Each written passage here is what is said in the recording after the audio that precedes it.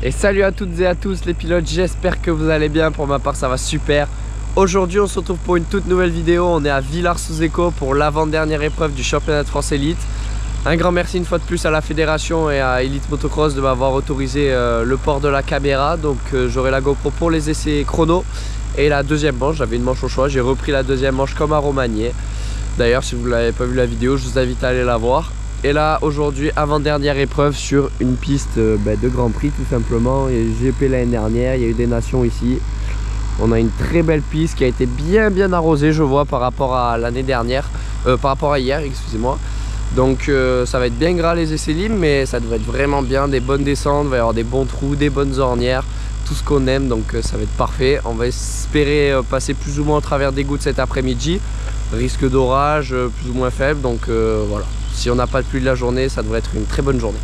J'en profite le temps que je rentre à la voiture pour m'habiller, pour remercier toutes les personnes sans qui je pourrais pas être là. Donc Florine Moto, GVP Access, et dans le dos, bon ça va être compliqué, je sais pas si vous voyez, mais voilà. Quant à Thomas TMX Evolution, Peter Germain et Anthony Savary de SVR Design. Donc merci à toutes ces personnes, bien évidemment merci à mes parents également. Et maintenant j'en profite également aussi pour remercier donc Paolo Maschio, qui après s'être fait une petite blessure, je vous souhaite un bon rétablissement, m'a mis en contact avec un photographe, un passionné de sport mécanique, Anthony. Passion Sport Méca sur Instagram. Je vous mettrai tous ses liens, sa chaîne YouTube et son lien Instagram, son compte dans la description. N'hésitez pas à aller le suivre parce qu'il fait du super boulot. Hier on a eu l'occasion de faire une interview que je vous posterai très certainement sur mes réseaux, donc sur Facebook et sur Instagram. Et puis il va me faire des images un peu tout au long de la journée, donc on aura des plans extérieurs par rapport à d'habitude, des photos, donc ça c'est super. Alors on est prêt pour les essais libres avec les belles bottes toutes neuves. Voilà, la belle tenue, la belle moto, les beaux tapis de Guillaume de GVP Access, qu'on remercie, et toutes les personnes qui nous aident, qu'on remercie également forcément. Allez, maintenant essais libres et je vous retrouve pour les chronos. Allez, on est rentré des essais libres, une plutôt bonne séance. Bon, je suis tombé dès le premier tour, un peu perdu l'avant, je me suis retrouvé dans un dévers, c'était un peu la merde pour partir, mais bon, rien de tordu, rien de bien grave. Et après les sensations étaient plutôt bonnes, roulage correct, ça manque encore un peu à pousser dans les descentes, je sentais que j'étais un peu vigilant, essayer de bien garder ma trace, pas sortir parce que c'est vite gras à côté.